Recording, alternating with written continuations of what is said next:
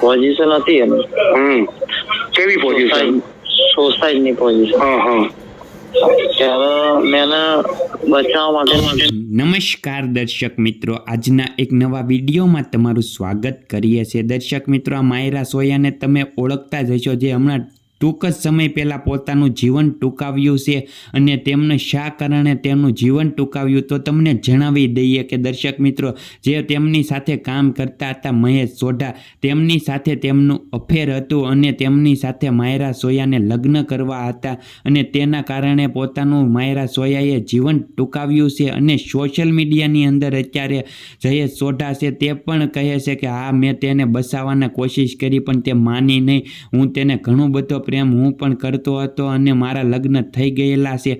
તેમનું જયેશ સોઢા છે તેમનું કોલ રેકોર્ડિંગ અત્યારે સોશિયલ મીડિયાની અંદર ખૂબ જ વાયરલ થઈ રહ્યું છે. દર્શક મિત્રો, તેમની સાથે સાથે જે માયરા સોયા છે તેમનો બીજો પણ એક વિડીયો વાયરલ થઈ રહ્યો છે. તે આગળ વિડીયો અને કોલ રેકોર્ડિંગ તમને સંભળાવું પહેલાં તમને જણાવી દઈએ કે કોમેન્ટની અંદર માયરા સોયા માટે ઓમ શાંતિ લખવાનું ભૂલતા નહીં. પ્લીઝ દર્શક મિત્રો, તમે ઓમ શાંતિ લખો ને તેમની આત્માને શાંતિ મળે. ભગવાન આગળ આપણે પણ એવી પ્રાર્થના કરીએ છીએ, કારણ કે તે પણ એક ખૂબ સારા વ્યક્તિ હતા. અને જયેશ સોઢા છે તેમને સજા મળવી જોઈએ કે નહીં તે પણ કોમેન્ટ કરો. અને આ જોઈ લો, માયરા સોયા છે તેમના ફોટા છે. અને અત્યારે હવે તમને વિડીયો બતાવવા જઈ રહ્યા છે તે પહેલાં ઓમ શાંતિ લખવાનું ભૂલતા નહીં. અને પહેલાં તમે આ વિડીયો જોઈ લો, પછી કોમેન્ટ કરો. ખાસ કરીને કોમેન્ટમાં લખજો.